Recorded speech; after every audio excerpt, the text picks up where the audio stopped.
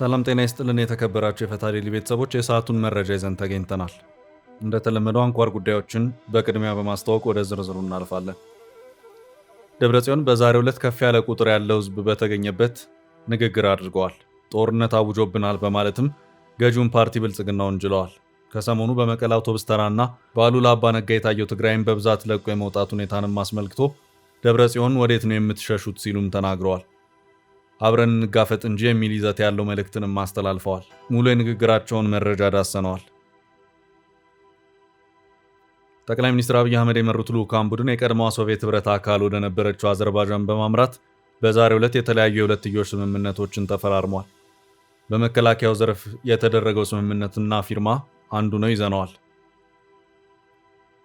በአማራና ትግራይ ክልሎች ይገባኛል ጥያቄ በሚነሳባቸው ግዛቶች ሰሞነኛው ውዝግብ ከሁለቱም አቅጣጫ ክሶችንና ማሳሰቢያዎችን እያስተናገደ ቀጥሏል። ኮሎኔል ደመቀ ዘውዱ ተዘጋጅተናል ሲሉ አሳስበዋል። በአማራ ክልል በኩል የወልቃይት አስተዳደር የእግድ ውሳኔውን በተመለከተም ፍርድ ቤት ቀርቤ ሞግታለሁ ማለቱ ተሰምቷል። ዝርዝር መረጃውን እናደርሳለን። የአምባሳደሩና የኤርትራው ፕሬዝዳንት ኢሳያስ አፈወርቂ አስተዳደር የቃላት ውርወራ እንደቀጠለ ነው። በኢሳያስ በጥሩ ዓይን የማይታዩት አምባሳደሩ የአምባገነኑን ስርዓት ማጋለጤን እቀጥላለሁ ሲሉ አቋሚ አይናወጥም ብለዋል። የኢሳያስ አስተዳደር አምባሳደሩ አደብ እንዲገዙ ሲል ይፋዊ መግለጫ ቢያወጣም የቃላት መወራወሩ ቀጥሏል። ለዓመታት የዘለቀውን ቁርሾ በተመለከተ የምናደርሳችሁ መረጃ ይኖራል። ከኤርትራ አፋጣኝ መልእክት ወደ ግብጽ ተልኳል። ይህ ደብዳቤ ለግብፁ ፕሬዝዳንት አብዱልፈታህ አልሲሲ የተጻፈ ነው። ዝርዝር መረጃውን ይሰሙታል። በዓለማችን ሌላ ጦርነት ፈነዳ። ፓኪስታንና አፍጋኒስታን ወደ ይፋዊ ጦርነት አምርተዋል። አጠር ያለ መረጃ አክለናል። እስከ ጥንቅራችን ፍጻሜ አብራችሁን ቆዩ። የምንለቃቸው ዕለታዊ ትኩስ ዜናዎች እንዲደርሷችሁ ላይክ፣ ሼር፣ ሰብስክራይብ ማድረግ እንዳትረሱ።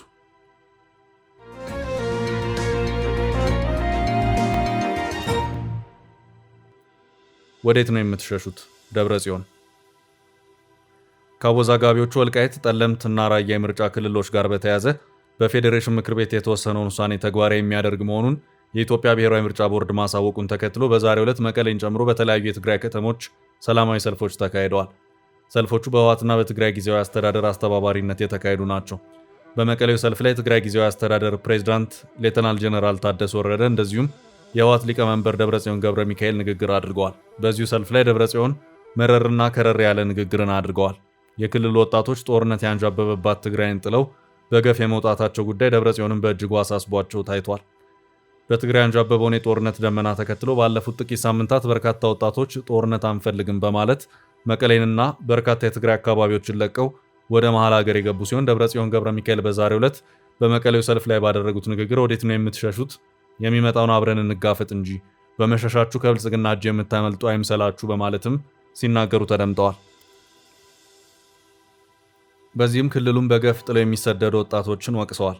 ስደትና ሽሽት መፍትሄ አለመሆኑን ተረድተህ ከህዝብና ሰራዊት ጋር በመሆን በጋራ ታገል በማለትም ጥሪያቸውን ሲያስተላልፉ ተሰምተዋል። ባለፈው የሁለት ዓመታቱ ጦርነት በተለያዩ ሀገራት የነበሩ የትግራይ ዲያስፖራዎች ሳይቀሩ ትግራይ ገብቶ የተዋጉበት ሁኔታ እንደነበር የሚታወስ ሲሆን በአሁኑ የጦርነት ድባብ ግን እዚያው ትግራይ ያሉ ወጣቶች ሳይቀሩ ክልሉን ጥለው እየወጡ ነው። ደብረጽዮን መሸሽህ ከብልጽግና እንድታመልጥ የሚያደርግ አይደለም በማለት በስሜት የታጀበ ንግግርን ያደረጉ ሲሆን ገዢውን ፓርቲና የፌዴራሉ መንግስት አጥብቀው በከሰሱበት በዚሁ ንግግራቸውም የኢትዮጵያ መንግስት ከጦርነት ውጭ የሚኖር አይደለም ሲሉም ተደምጠዋል። የፌዴራሉ መንግስት ገዢውን ፓርቲ ብልጽግናን እንደዚሁም ከሃዲ ቡድን ሲሉ የጠሩትን የአቶ ጌታቸው ረዳን ስብስብ አጥብቀው የወነጀሉት ደብረጽዮን ብልጽግና ጦርነት አውጆብናል ሲሉ አክለው ክሳቸውን አሰምተዋል። የኢትዮጵያ መንግስት ያወጀው የጦርነት አዋጅ በትግራይ ብቻ ታጥሮ የሚቀር ሳይሆን ለመላ የአፍሪካው ቀንድ ምስራቅ አፍሪካንና የቀይ ባህር ቀጠናን የሚያተራምስና የሚተርፍ አደጋ መሆኑን ዓለም አቀፉ ማህበረሰብ በአግባቡ ሊረዳው ይገባል ሲሉም ደብረጽዮን ተናግረዋል። እኛ ሰላም ስላልን ብቻ ሰላም ይረጋገጣል ማለት እንዳልሆነ እንረዳለን ያሉት ደብረጽዮን በተለያዩ ሀገራት የምትገኙ የትግራይ ዲያስፖራዎችን ብትሆኑ በያላችሁበት የትግራይ አምባሳደር በመሆን ግዴታችሁን እንድትወጡ ሲሉም ጥሪያቸውን ያስተላለፉበት ሁኔታ ታይቷል። ትግራይን ሆን ተብሎ ከአጎራባች ክልሎች ጋር ለማጋጨት እየተሰራ ነው ያሉት ደብረጽዮን የፌዴሬሽን ምክር ቤት የወሰነው ውሳኔ ትግራይና የአማራ ህዝብ አንድ እንዳይሆንና ደም እንዲቃባ ለማድረግ ያለመ ነው። የአማራ ህዝብና ሊቃን በያዙት ጦርነት የማራቅ ተግባር መቀጠል ይገባቸዋልም ብለዋል። የትግራይ ጊዜያዊ አስተዳደር ሌተናል ጀነራል ታደሰ ወረደም በዚሁ የመቀሌው ሰልፍ ላይ ንግግር አድርገዋል። በዚሁ የመቀሌው ሰልፍ ንግግራቸውም የትግራይ ግዛት ቅድመ ጦርነት ወደ ነበረበት መመለስ አለበት፣ ተፈናቃዮችም ቢሆኑ ወደ ቀያቸው ሊመለሱ ይገባል ሲሉም ተናግረዋል። ጀነራል ታደሰ ወረደ በዚሁ የዛሬው ንግግራቸውም በትግራይ ህልውናና የማንነት ጥያቄ ላይ ምንም አይነት ድርድር የለም ሲሉ አክለዋል። በትግራይ ህዝብ ታሪክ ውስጥ እንደተረጋገጠው ህዝቡ የፖለቲካ አመለካከት፣ የሃይማኖት፣ እምነት፣ የዕድሜና የጾታ ልዩነት ሳይበግረው በህልውናው ላይ የሚመጣን ማንኛውንም ብሔራዊ አደጋ በአንድነትና በጽናት የመመከት ብቃት አለው ያሉት ጀነራል ታደሰ በትግራይ ህልውና ላይ የሚመጡ ኃይሎችንም ቀፎ እንደተነካበት ንብ በአንድነት በመነሳት ተአምር የሚሰራ ህዝብ ነው ሲሉም አክለዋል። ጀነራል ታደሰ የትግራይ ግዛት አንድነት ጥያቄ በፌዴሬሽን ምክር ቤት፣ በምርጫ ቦርድ ወይም በፍርድ ቤት ውሳኔ ብቻ ሊፈታ አይችልም በማለት በመቀሌው ሰልፍ ላይ ተናግረዋል። ለትግራይ ግዛት አንድነትና የተፈናቃዮች መመለስ ጥያቄዎች መፍትሄው ህገ መንግስታዊ እንደሆነ የጠቀሱት ጀነራል ታደሰ የፍጥጫ አካሄዶችን መከተል ውጤት አያመጣም ብለዋል። ይህን ችግር አለመፍታት በመላ ኢትዮጵያ አለመረጋጋት ያስከትላል በማለትም ጀነራል ታደሰ ያስጠነቀቁበት ሁኔታ ታይቷል።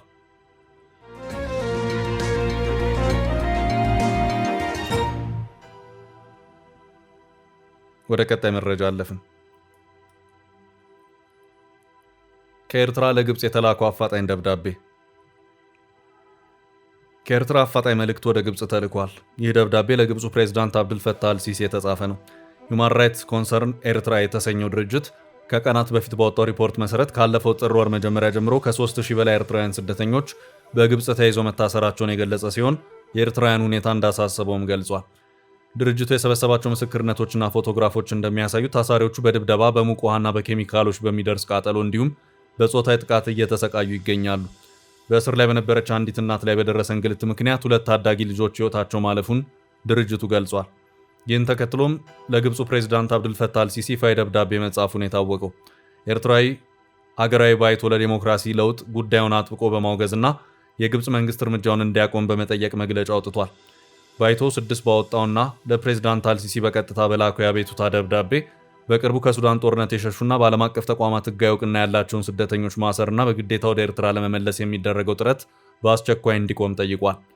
የድርጅቱ ስራ አስፈጻሚ ሊቀመንበር ዶክተር ነጋሽ ኡስማን ኢብራሂም በላኩት በዚህ መልእክት ግብጽ ከ1960ዎቹ የኤርትራውያን የትግል ዘመን ጀምሮ የነበራትን ታሪካዊ ውለታ በማስታወስ ስደተኞችን በግዴታ ማፈናቀል በህይወታቸውና በቤተሰቦቻቸው ላይ ከባድ አደጋ ስለሚያስከትል ፕሬዝዳንቱ በሰብአዊነት ጣልቃ ገብቶ ውሳኔውን እንዲያስቀለብሱ ተማጽነዋል። በመጨረሻም ባይቶ ለግብጽ ደህንነትና መረጋጋት ያለውን አክብሮት በመግለጽ ዓለም አቀፍ የሰብአዊ መብትና የስደተኞች ተቋማት በግብጽ መንግስት ላይ የወደቀውን ጫና እንዲያቀሉና ህጋዊ ግዴታቸውን እንዲወጡ ጥሪውን አቅርቧል። በሌላ በኩል የፕሬዝዳንት ኢሳያስ አፈወርቂ አስተዳደር በጉዳዩ ላይ ዝምታን መርጧል። በስደተኞች ላይ እየደረሰ ያለው ይህ እርምጃ ግብጽና ኤርትራ ከኢትዮጵያ ጋር ባላቸው አለመግባባት ምክንያት ዲፕሎማሲያዊ ግንኙነታቸውን እያጠናከሩ በመጡበት ወቅት የተከሰተ ነው። ግብጽ የኢትዮጵያ ታላቁ የህዳሴ ግድብ በውሃ ዋስትናዋ ላይ የህልውና ስጋት ደቅኖብኛል በሚል ስትወነጅል፣ ኤርትራ በበኩሏ ኢትዮጵያ የአሰብን ወደብ ለመቆጣጠር ወረራ ልታካሄድብኝ ነው የሚል ስጋት አላት። ወደ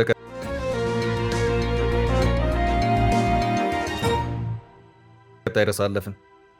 የጠቅላዩ የመከላከያ ስምምነት። በጠቅላይ ሚኒስትር አብይ አህመድ የተመራው ልዑክ ወደ አዘርባይጃን ካመራ በኋላ በመከላከያና በተለያዩ ኢኮኖሚያዊ ጉዳዮች የሁለትዮሽ ስምምነት ተደርጓል።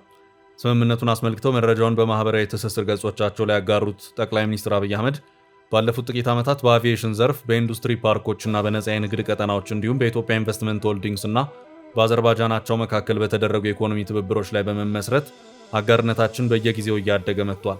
እነዚህ የትብብር ዘርፎች ለሁለትዮሽ ግንኙነታችን መጠናከር መሰረት የጣሉ ሲሆን ዛሬ ባደረግነው ጥልቅ ውይይትም ግንኙነታችንንና ትብብራችንን ይበልጥ ለማጠናከርና ወደ ላቀ ደረጃ ለማሳደግ ተስማምተናል።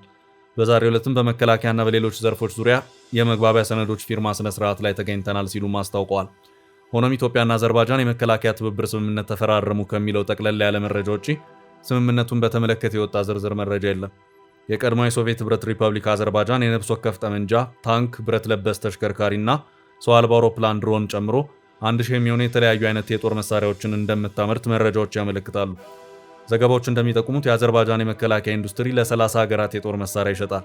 ጠቅላይ ሚኒስትር አብይ አህመድ የመሩት ከፍተኛ የባለስልጣናት ልዑክ ከአዘርባይጃን አቻዎቹ ጋር ከመከላከያ በተጨማሪ በሌሎች ዘርፎች ዙሪያ የመግባቢያ ስምምነት መፈራረሙን ጠቅላይ ሚኒስትሩ አስታውቀዋል። ስምምነቶቹ የተፈረሙት ጠቅላይ ሚኒስትር አብይ ከአዘርባይጃን ፕሬዝዳንት ኢልሃም አሊየቭ ጋር ከተወያዩ በኋላ ነው። ሁለቱ መሪዎች በተገኙበት የውጭ ጉዳይ ሚኒስትር ጌዲዮን ጢሞቴዎስ እና የአዘርባይጃን አቻቸው ጄሁን ባይራሞቭ በመከላከያ መስክ የትብብር ስምምነት መፈራረማቸውን የአዘርባይጃን መንግስት የዜና ወኪል ዘግቧል። ኢትዮጵያ በሚቀጥለው ዓመት የምታስተናግደውን የተባበሩት መንግስታት የከባቢ አየር ለውጥ ስብሰባ ዝግጅት እንዲሁም በሁለቱ ሀገራት የግብርና ሚኒስቴር መስሪያ ቤቶች በአዘርባይጃን ጠቅላይ አቃቤ ሕግና በኢትዮጵያ ፌዴራል ስነ ምግባርና ጸረ ሙስና ኮሚሽን መካከል የመግባቢያ ስምምነቶች መፈረማቸው ተገልጿል።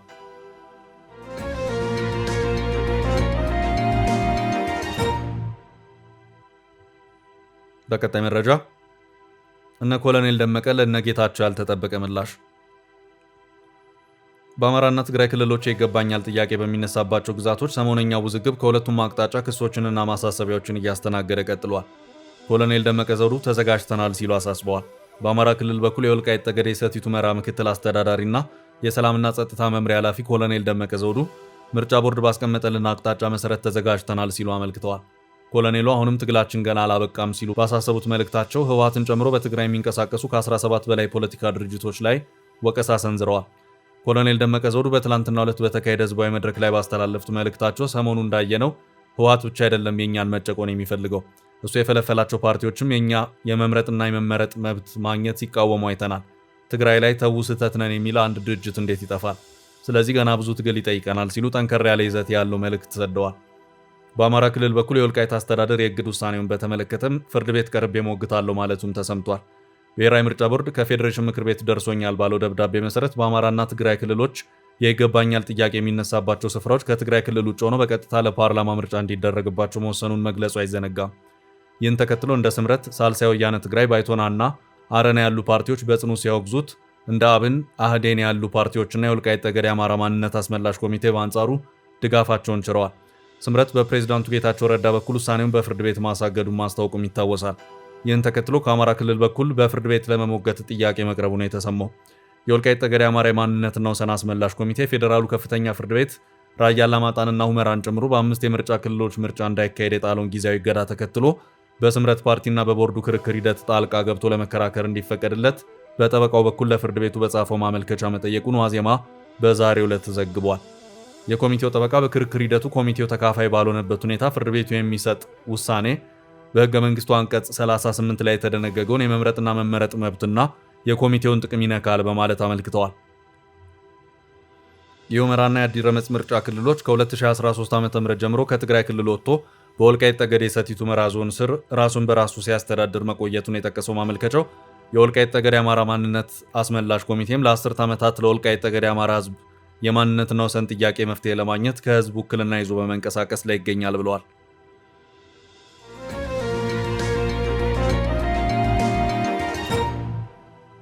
ወደ ቀጣይ ርዕሳችን አለፍን። የአምባሳደሩና የኢሳያስ ጸብ ለየለት። የአምባሳደሩና የኤርትራው ፕሬዝዳንት ኢሳያስ አፈወርቂ አስተዳደር የቃላት ውርወራ እንደቀጠለ ነው።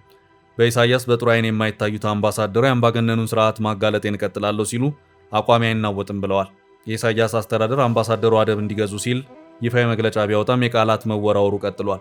የቀድሞ የአሜሪካ የአፍሪካ ጉዳዮች ረዳት ሚኒስትር ቲቦር ናጌ ኤርትራን እንደ ግዙፍ እስር ቤት በመመሰልና ፕሬዝዳንት ኢሳያስ አፈወርቂ ተቃዋሚዎቻቸውን በማሰቃየትና በመግደል ሀገሪቱን ያለ ምርጫ እንደሚመሩ በመግለጽ ብርቱ ተቃውሞችን ሲያሰሙ ቆይተዋል። ይህ ተቃውሞ ዓመታትን ያስቆጠረ ሲሆን የኢሳያስ መንግስት በኃይሉም በማንኛውም ምክንያት የሚወገድበት አቅጣጫን አምባሳደሩ ሲያንጸባርቁም ይስተዋላሉ። በዚህም በኢሳያስ አፈወርቂ አስተዳደር በጥሩ ዓይን የማይታዩት ቲቦር ናጊ ከኤርትራ የማስታወቂያ ሚኒስትር የወቀሳ ስሞታ ማስተናገድን ተለማምደውታል።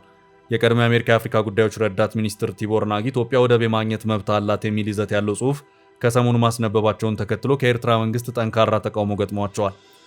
በዚህ ጉዳይ ላይ በትናንትናው ዕለት ፈጣን ምላሽ የሰጡት ኤርትራ የማነ ገብረ መስቀል ቲቦር ናጊን ታማኝነት የጎደላቸው ሲሉ ወርፈዋቸዋል። ናጊ አፍሪካ ቀንድን በተመለከተ የሚያቀርቡት የተዛባ ትንተና በገንዘብ በሚከፍሏቸው ሎቢስቶችና ባልተለመዱ የፖለቲካ ትስስሮች የሚመራ ነው ሲሉ የወነጀሉት የማነ ሙዚቀኛውን የከፈለው ሰው የፈለገውን ዜማ ያጫውተዋል በሚል ብሂል ናጊ በገንዘብ ተገዝተው እንደሚናገሩ ገልጸዋል።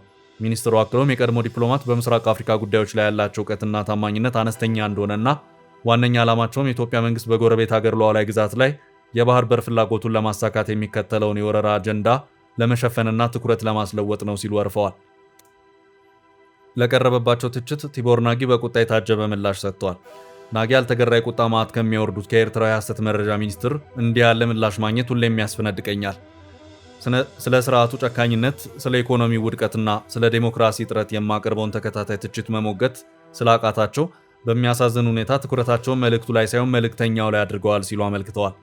አምባሳደሩ በዚህም እንደሚያዝኑ ገልጸዋል።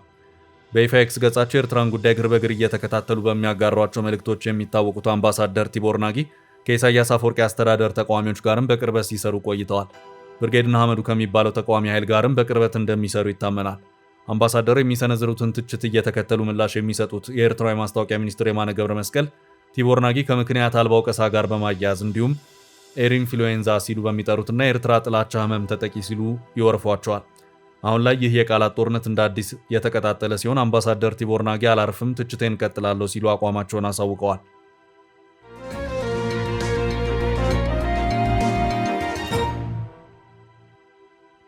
ወደ ቀጣይ ርዕስ ተሻገር።